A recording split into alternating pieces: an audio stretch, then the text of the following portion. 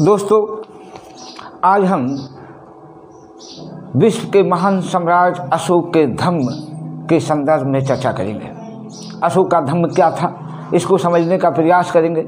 वैसे तो भारत के ही नहीं, विश्व के तमाम विद्वानों ने, इतिहासकारों ने अशोक के धम्म पर विशेष अनुसंधान और रिसर्च किया, लेकिन उसके धम्म के स्वरूप को फिर भी स्थापित नहीं कर पाए। हम लोग क्या हैं, लेकिन फिर भी इन सभी के तर्कों वितर्कों के आधार पर, अशोक के अभिलेखों के आधार पर जो धम्म की व्याख्या की गई है, उसके आधार पर धम्म को समझने की कोशिश करेंगे, प्रयास करेंगे। लेकिन उससे पहले हम ये जानना चाहेंगे कि धम्म की अवधारणा, ये सब इस पर चर्चा करेंगे।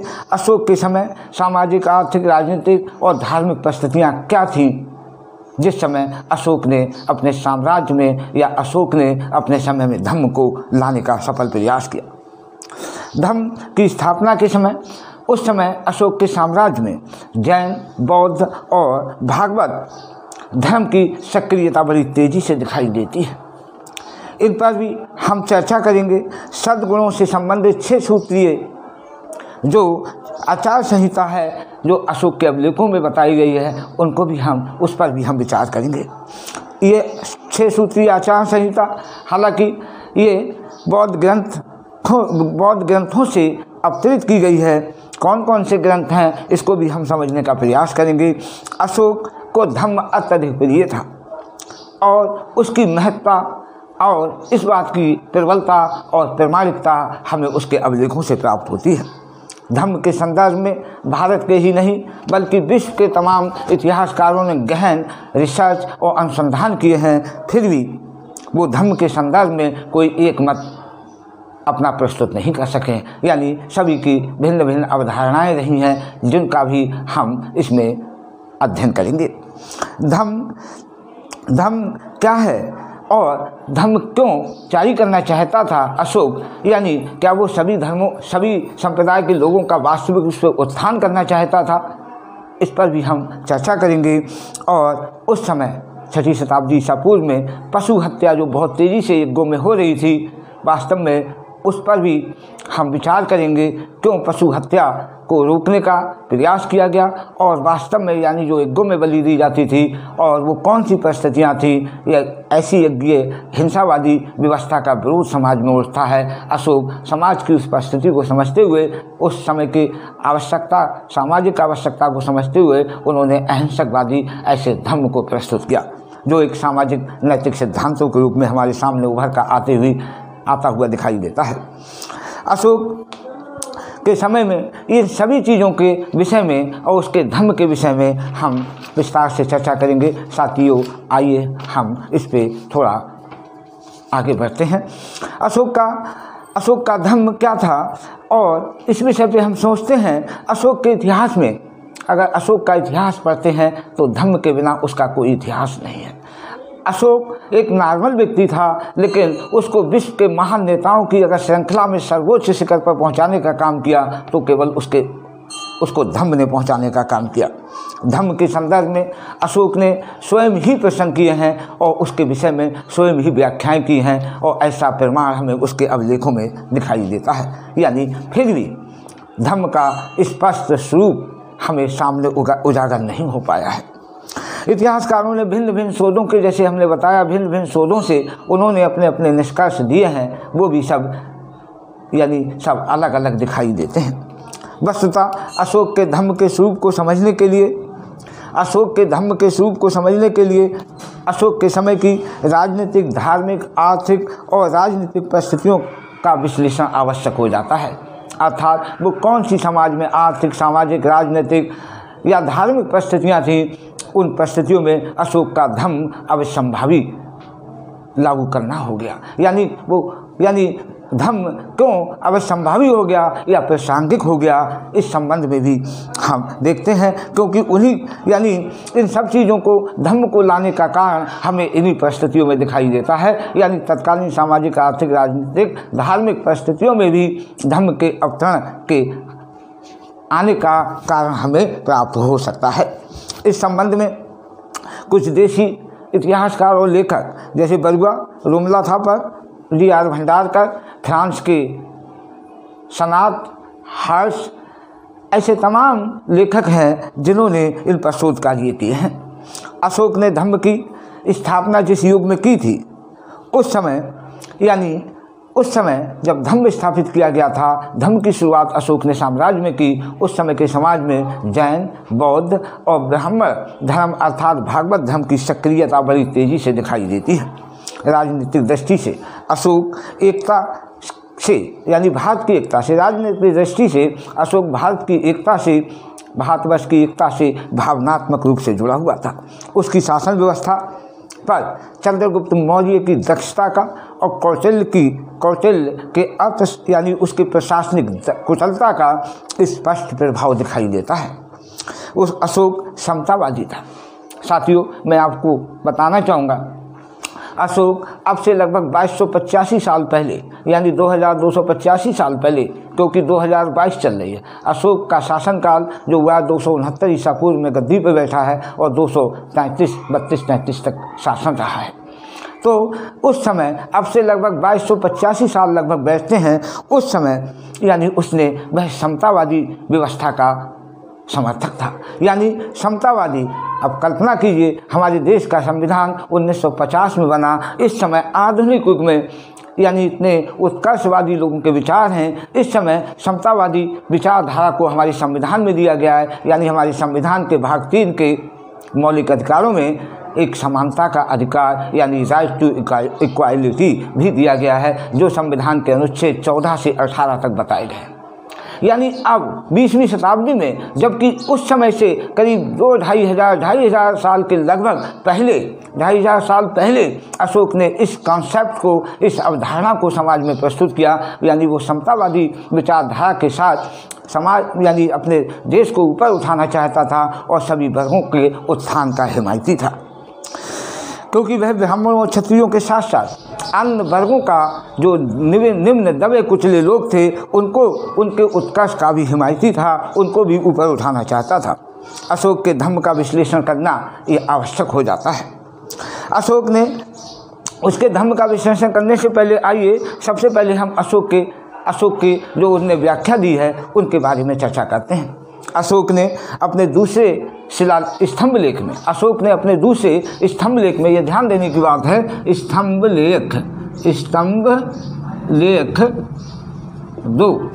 लेख 2 में अशोक स्वयं प्रश्न करता है, क्या स्वयं प्रश्न करता है कि धम्म क्या है। धम्म QA उसमें लिखा हुआ मिलता है, यानी अर्थात धम्म क्या है, और इसका उत्तर अशोक स्वयं इसकी व्याख्या स्तंभ लेख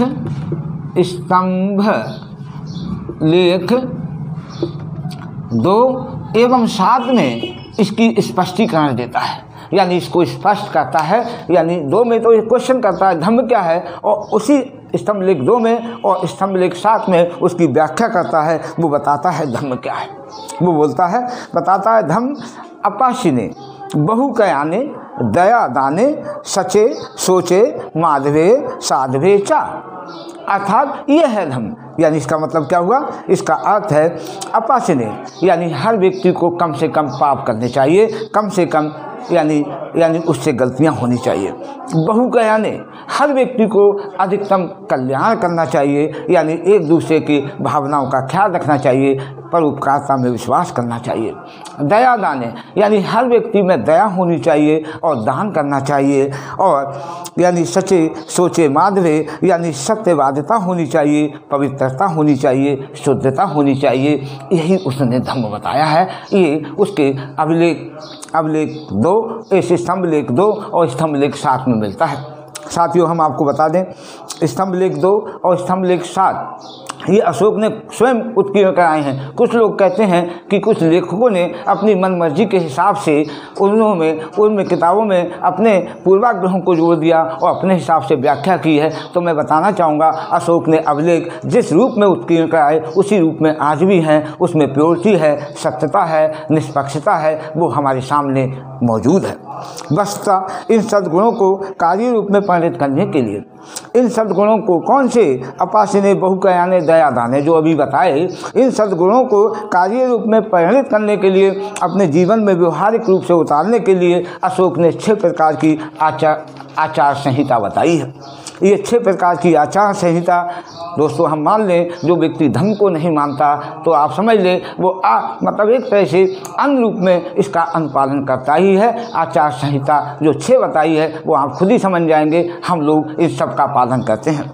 जैसे पहला है माता पिता की सेवा करना चाहिए। आचार संहिता 6 प्रकार की है, उसमें बताया है प्रत्येक व्यक्ति को माता पिता की सेवा करनी चाहिए, वृद्धों की सेवा करनी चाहिए, जो बुजुर्ग हैं वृद्ध व्यक्ति हैं उनकी सेवा करनी चाहिए, गुरुजनों का आदर सत्कार करना चाहिए, समाज के अग्रणी लोगों की सेवा करनी चाहिए, मित्रों परिचितों ब्राह्मणों और श्रवणों के साथ अच्छा व्यवहार करना चाहिए तथा दास दासियों के साथ भी अच्छा व्यवहार करना चाहिए। अशोक ऐसी अवधारणा यह बताता है। ये 6 सूत्रीय अवधारणा अशोक ने धम्म के तहत प्रस्तुत की है।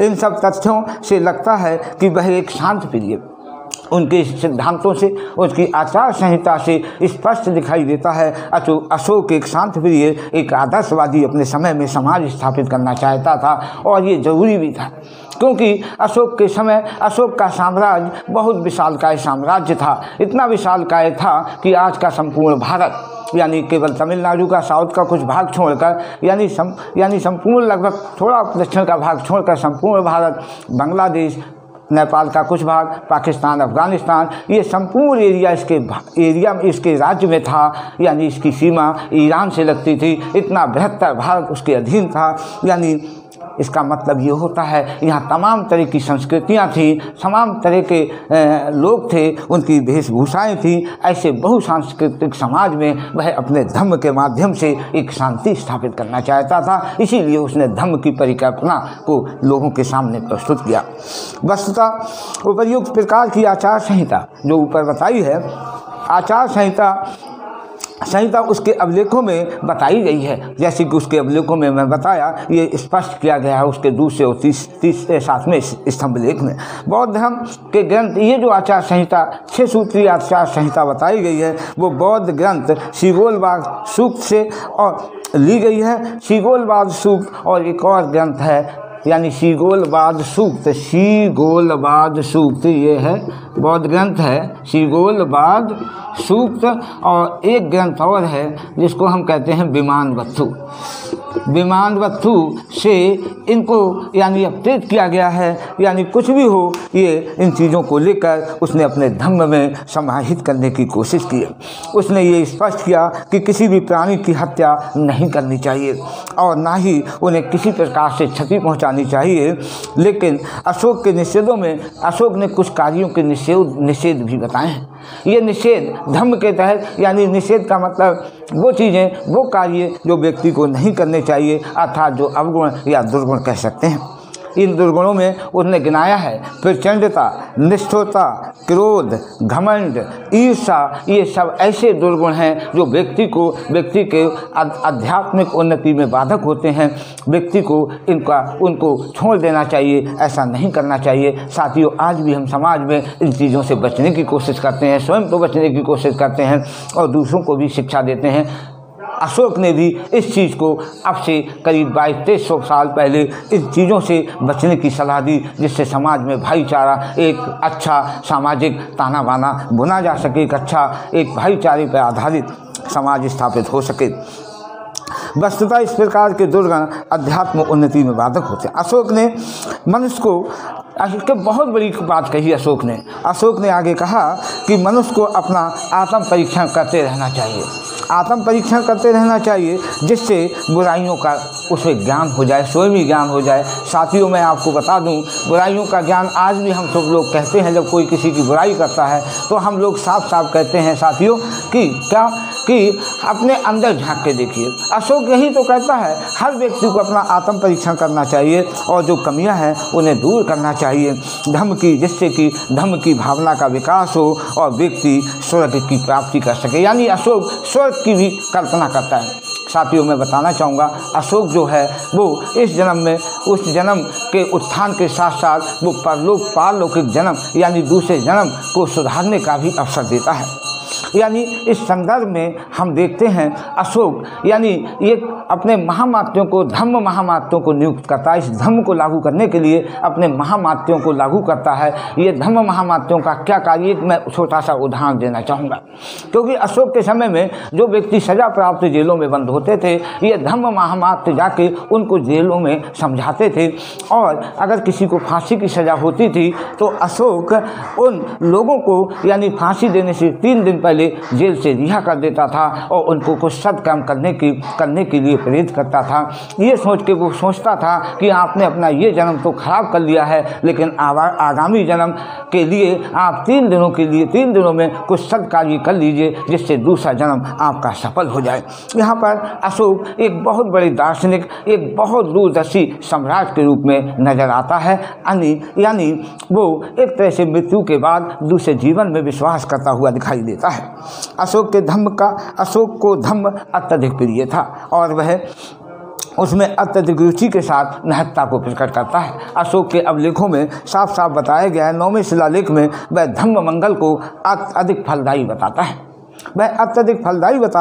11वें शिलालेख में वह धम्म दान की तुलना सामान्य दान से करता है, लेकिन इन दोनों में धम्म दान को सामान्य दान से श्रेष्ठ बताता है। 13वें शिलालेख में अशोक सैन्य विजय की तुलना में धम्म विजय को ज़्यादा प्रश्रय देता है। वो स्पष्ट करता है सैन्य विजय से नफरत फैलती है, घृणा फैलती है, आपस में हिंसा होती है और एक दूसरे से नफरत होती है। किसमें? सैन्य विजय में। यानी जब कोई राजा किसी पे हमला करता है तो वहाँ पर मारकाट होती है और वहाँ एक दूसरे से घृणा होती है, नफरत होती है। लेकिन धम्म विजय में नफरत, हिंसा, घृणा का कोई स्थान नहीं है। इसमें सब तरह से प्रेम, दया, मृदुलता, उदारता होती है। इसीलिए वो सैन्य विजय को तिलांजलि देता है और उसके स्थान पर धम्म विजय की बात करता है। साथियों, मैं एक बात बताना चाहूँगा। अशोक 13वें शिलालेख में 5 राजाओं, मैं आपको बता दूं, अशोक की सीमा रेखा पर, अशोक के साम्राज्य के जो साम्राज्य का बॉर्डर था, उस बॉर्डर पर, अशोक का जो साम्राज्य था उस बॉर्डर उसकी सीमावर्ती जो राज्य थे वो साउथ इंडिया अशोक के साम्राज्य में, मौर्यों के साम्राज्य में नहीं था। ये साउथ एरिया में कौन कौन से थे आपको बता दें। आपको एक केरल, 5 चोल थे, चोल वंश था, ये स्वतंत्र था, चोल वंश। दूसरा पांड्य वंश, तीसरा था केरल पुत्र और तीसरा था क्षत्रिय पुत्र। ये 4 तो भारत के दक्षिण भारत में थे, ये अशोक के साम्राज्य से बाहर थे। और एक ताम्रपर्णी का उल्लेख मिलता है। ताम्रपर्णी जो है वास्तव में श्रीलंका को कहा गया है, जहाँ पर उस समय अशोक के समय में जहाँ का राजा तिस्सा शासन करता था। ये तिस्सा के दरबार में ही अशोक अपनी बेटी संघमित्रा और पुत्र महेंद्र को वहाँ भेजता है, जिससे कि तिस्सा बौद्ध धर्म को स्वीकार कर लेता है और वहाँ पर अशोक के धम्म को भी लागू करता है, धम्म से प्रभावित हो जाता है। इसीलिए श्रीलंका में भी अशोक जो है धम्म विजय की बात करता है। इसके साथ साथ मध्य एशिया में 5 राज्यों के यहाँ भी अशोक, 5 राज्यों में भी मध्य एशिया में यानी धम्म विजय की बात करता है। ये 5 राज्य कौन से थे? एक एंटियोक था, एंटियोक यानी सीरिया नरेश, जहाँ आज सीरिया देश है, सीरिया नरेश एंटियोकस द्वितीय, यानी वो भी धम्म विजय को स्वीकार करता है, यानी धम्म को स्वीकार करता है। एक तुर्मय शासक था जो मिस्र का शासक तालमी द्वितीय फिलाडेल्फस था। और एक अंतकिनी था जो मैसेडोनिया का एंटियोगोनस शासक था, वो भी अशोक के धम्म को स्वीकार करता है। एक मग था सीरियाई या एपीरस का शासक मग। एक 5वां अलेक्जेंडर था जो एपीरस या कोरिंथ का अलेक्जेंडर था। ये मध्य एशिया के, सेंट्रल एशिया के शासक अशोक के धम्म को अपनाते हैं। इसीलिए अशोक मध्य एशिया में भी यानी अपनी धम्म विजय की बात करता है। इस धम्म विजय की बात करता है, ना कि वो सैनिक विजय की बात करता है। यानी धम्म को वो इतने प्रभावित होते हैं ये मध्य एशिया के राजा कि अशोक के धम्म को स्वीकार कर लेते हैं। इसी को अभिलेखों में धम्म विजय के रूप में बात की गई है। वस्तुतः धम्म विजय के माध्यम से अशोक लोगों के हृदयों को जीतना चाहता था और वो लोगों के हृदय को जीतकर लोगों के हृदयों में अपना स्थान बनाकर वह दिलों पे राज करना चाहता था। अशोक ने यही किया और वह जियो और जीनो दो की नीति में विश्वास करता था। साथियों, हम आपको बता दें अशोक के 13वें शिलालेख में वैदेशिक नीति का प्रमाण मिलता है। ये वैदेशिक नीति का पहली बार भारत के इतिहास में अगर महत्वता दिखाई गई है तो अशोक के अभिलेखों में बताई गई है, और अशोक के अभिलेखों में 13वां अभिलेख बहुत महत्वपूर्ण है।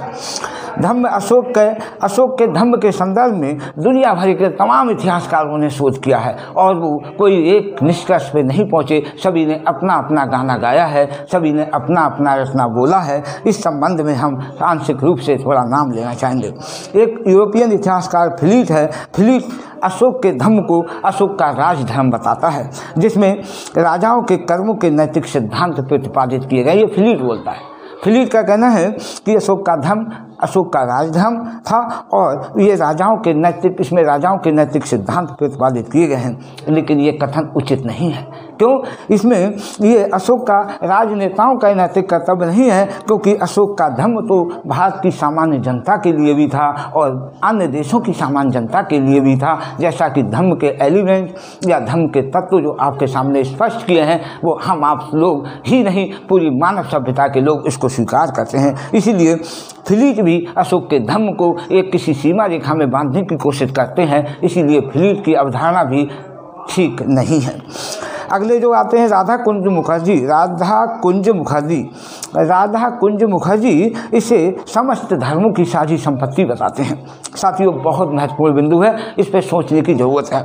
उनका मानना है अशोक का व्यक्तिगत धर्म बौद्ध था। ये बात सच है, अशोक का व्यक्तिगत धर्म बौद्ध था, लेकिन धर्म केवल पूरे देश के लिए था। जैसे आज हमारे प्रधानमंत्री श्री नरेंद्र मोदी हैं, वो व्यक्तिगत धर्म तो भागवत धर्म को मानते हैं, यानी ब्राह्मण धर्म को मानते हैं, लेकिन वो शासन ऐसे देश में कर रहे हैं जहाँ की व्यवस्था धर्मनिरपेक्ष है। तो वो उनके व्यक्तिगत धर्म को एक राजधर्म के रूप में जोड़कर देखना उचित नहीं होगा, और ऐसा है भी नहीं। यही स्थिति अशोक के समय में थी। अशोक यानी प्रारंभिक समय में, शुरुआत में वो शैव धर्म का पुजारी था, यानी शिव जी की पूजा करता था, लेकिन बाद में कलिंग युद्ध के बाद में उसने बौद्ध धर्म को अपना लिया। लेकिन आम जनता के लिए अपने देश में एक नैतिक सिद्धांतों की एक श्रृंखला को, धर्म को जारी किया, जो सभी के लिए मानना जरूरी था।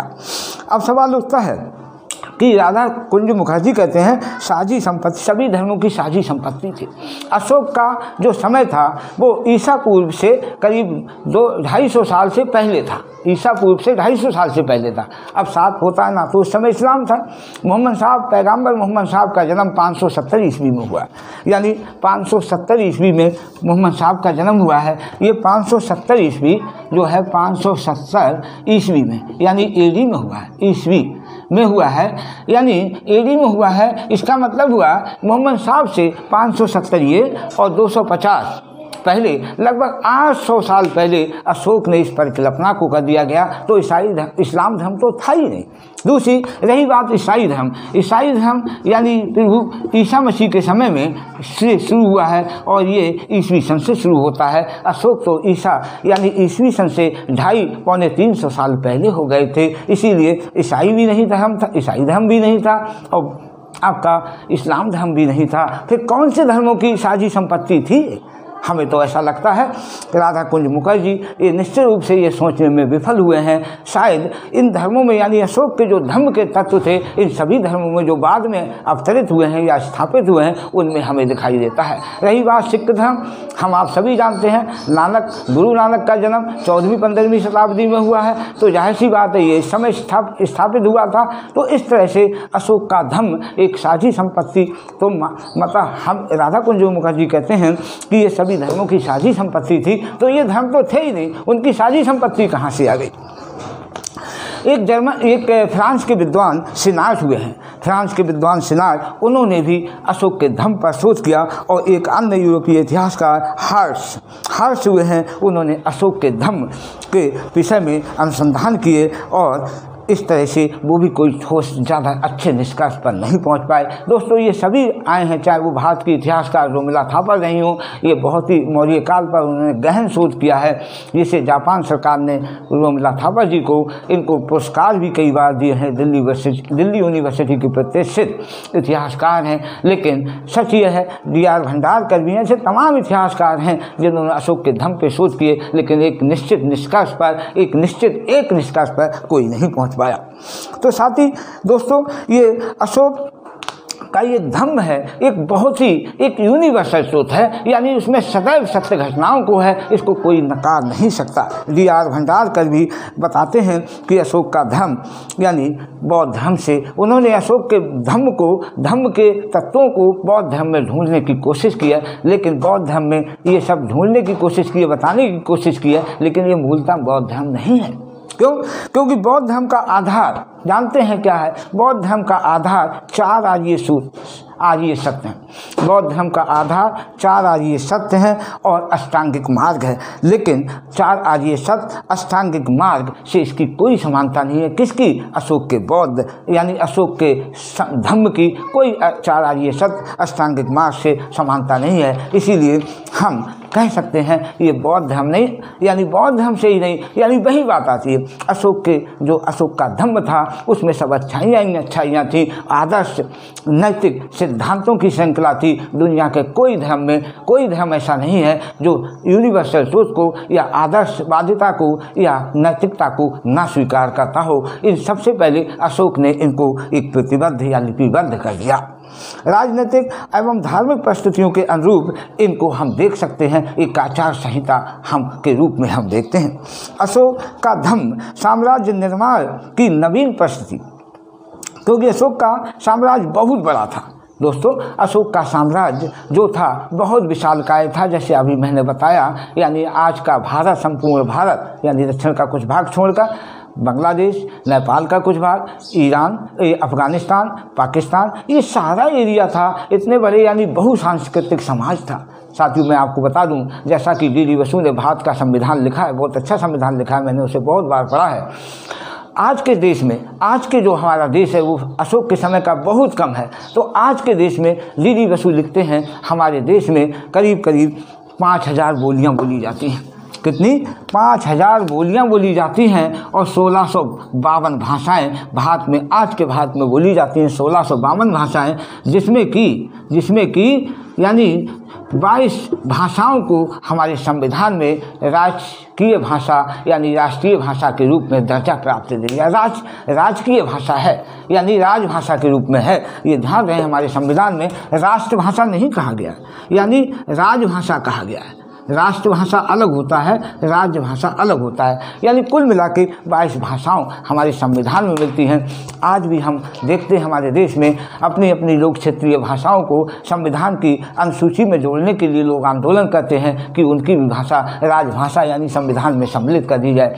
अब कल्पना कीजिए, आज बहुभाषी यानी तमाम संस्कृतियाँ हैं देश में, बहुत सारी संस्कृतियाँ हैं। इस सारी संस्कृतियों में हमारे देश में टकराव होता ही है। यही तो कारण हमारे देश में धर्म निरपेक्ष यानी शुद्ध संविधान में तो पंथ निरपेक्ष शब्द दिया गया है, पंथ निरपेक्षता को फॉलो किया गया है। अब कल्पना कीजिए, अब से 2200 साल पहले अशोक के भूभाग में तो बहुत बड़ा, करीब अब से 2 गुना भाग था। इतने बड़े भूभाग पर बहुत सारे तरह की संस्कृतियाँ मौजूद थीं, बहुत सारे संप्रदाय मौजूद थे। उन सब में कैसे एकता स्थापित की जा सके आप समझ गए होंगे। इसीलिए तो अशोक ने उन सब में एक एकता यानी जिससे समाज शांति प्रिय हो, झगड़े फसाद ना हो, क्योंकि वो जानता था जहाँ शांति होगी, जहाँ आदर्श होगा, वही समाज यानी एक तरक्की करता है, उन्नति करता है, और वही जो समाज, जो देश का समाज एक शांति प्रिय होगा, वही देश उन्नति के शिखर पर जाता है। इसी को ध्यान में रखते हुए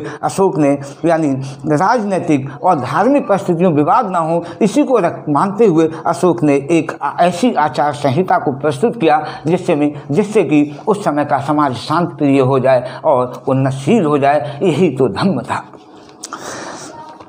उसने साम्राज्य निर्माण के लिए ये सब किया था, जिसमें सभी देश के यानी उस समय लोगों के बीच समन्वय स्थापित किया जा सके। क्योंकि अशोक भले ही बहुत बड़ा विद्वान हो, लेकिन फिर भी वो आम जनता को दार्शनिक उलझनों में वो उलझाना नहीं चाहता था। इसलिए उसका धम्म बहुत सीधा साधा था, जिससे कि आम जनता आसानी से समझ सके और उसका पालन कर सके। अशोक के समय ब्राह्मण श्रवण विचारधारा बहुत ज़्यादा सक्रिय थी। साथियों, श्रवण विचारधारा जो होती है वो इसमें 2 धाराएं बहती हैं, एक तो जैन और दूसरी बौद्ध, ये दोनों श्रमण विचारधारा के नाम से जानी जाती हैं। ये दोनों ही सक्रिय थी और ब्राह्मण विचारधारा सक्रिय थी। ऐसे में समाज में इन विचारधाराओं के बीच टकराव होना अवश्य संभावी था। अशोक इस टकराव को टालना चाहता था, इसीलिए तो उसने धम्म को लागू किया। पशु हत्या यानी अहिंसा की बात की, क्योंकि अशोक अपने धम्म में कहता है क्या कि पशुओं की हत्या नहीं करनी चाहिए, प्राणियों का वध नहीं करना चाहिए, उन्हें नुकसान नहीं पहुंचाना चाहिए। क्यों? हम आपको बता दें, 6वीं शताब्दी ईसा पूर्व में यानी भगवान बुद्ध का जब आगमन हुआ उस समय देश में पहली बार धान की रोपाई शुरू होती है। पहले धान को बो दिया जाता था, लेकिन बुद्ध 6वीं शताब्दी ईसा पूर्व में बुद्ध के और यानी महावीर स्वामी के समय में यानी पहली बार धान को बोया, उसके बाद पौध उखाड़ के दूसरी जगह रोपाई करने की शुरुआत हुई, जिससे कृषि उत्पादन में अपार वृद्धि हुई। कृषि कार्य में कृषि उद्योग एक केवल पशु बल के आधार पर किया जा सकता था और उस समय जो व्यवस्थाएं थी वहाँ यज्ञ प्रथा में यानी पशुओं की बलि दी जाती थी, जिससे पशुधन की हानि हो रही थी। इसीलिए इस अहिंसावादी को इस समय के जितने भी संप्रदाय शुरू हुए उन्होंने इस अहिंसावादी प्रवृत्ति को अपनाया, क्योंकि जिससे कि देश की आर्थिक व्यवस्था अच्छी हो सके और इस पशु बलि को रोका जा सके।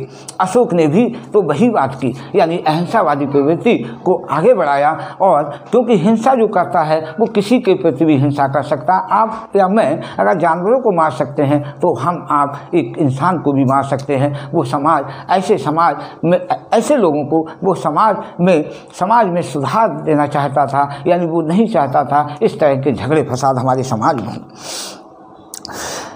यानी अशोक ने बौद्ध धर्म तो स्वीकार किया, उसका व्यक्तिगत धर्म बौद्ध था, लेकिन वह धर्म के माध्यम से देश की जनता को संबोधित करना चाहता था। यानी देश को, यानी उसका व्यक्तिगत धर्म बौद्ध था, ना कि राष्ट्रीय या राजकीय धर्म।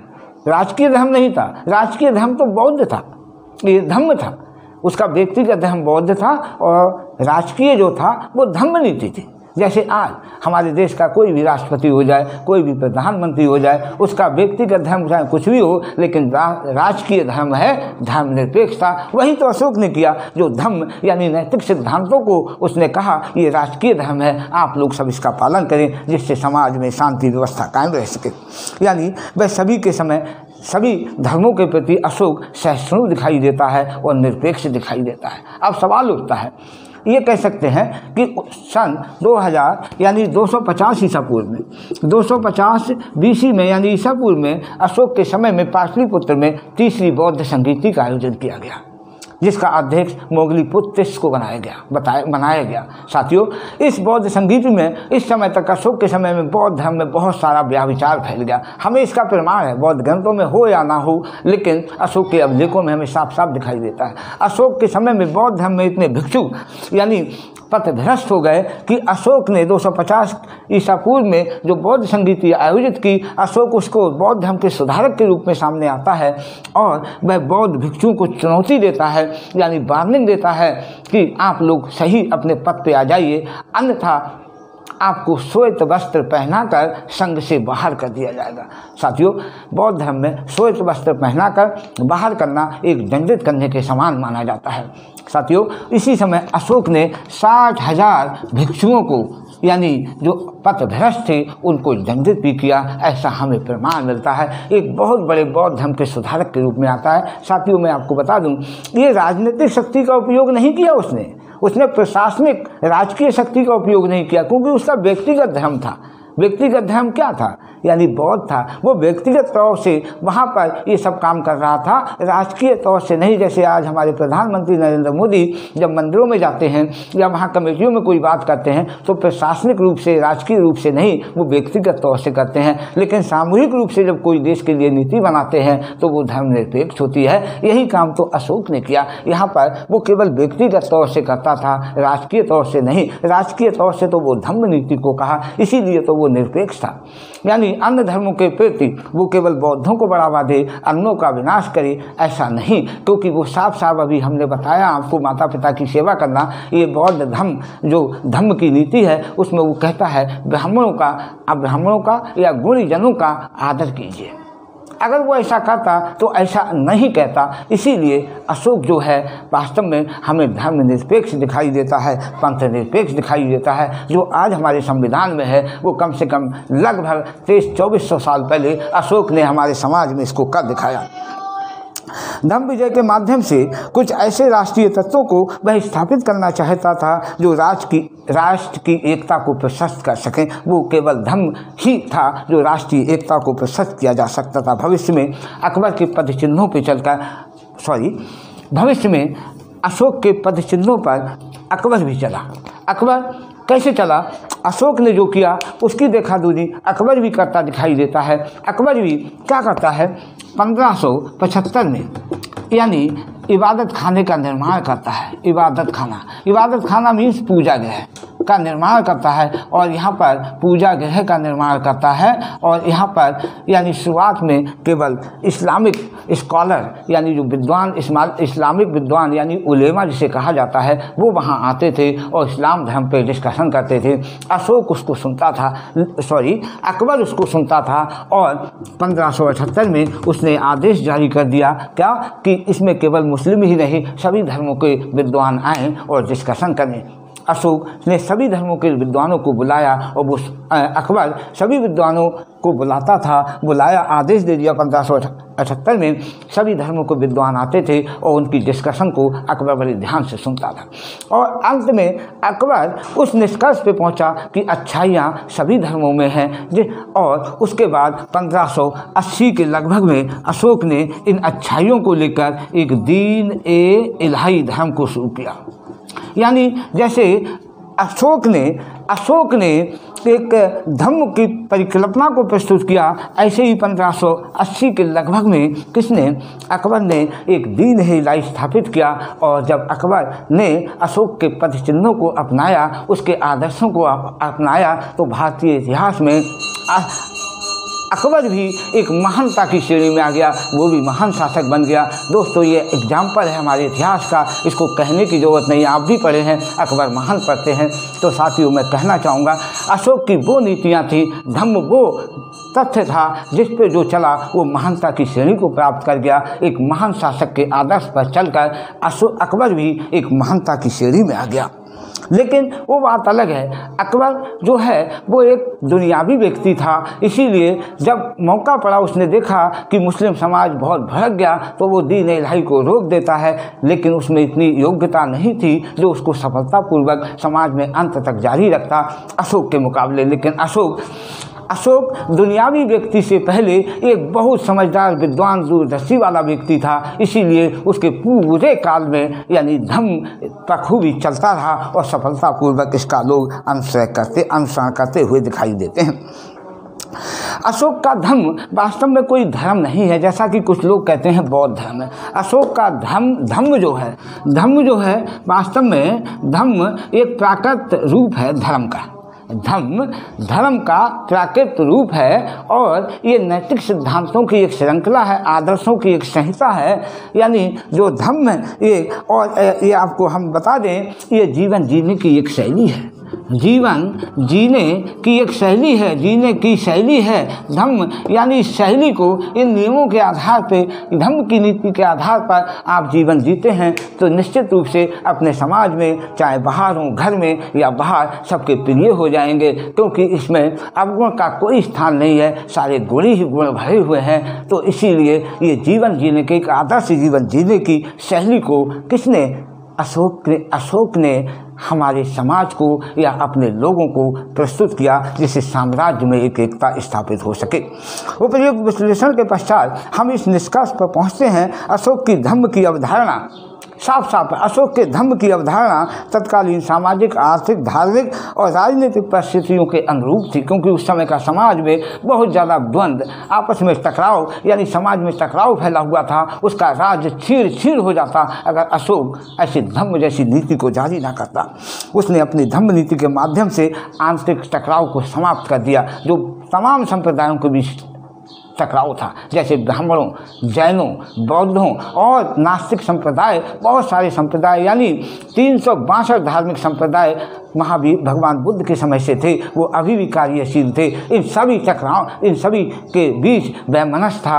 अशोक ने धम्म नीति को जारी करके इस टकराव को ही समाप्त कर दिया और सौहार्द स्थापित कर दिया।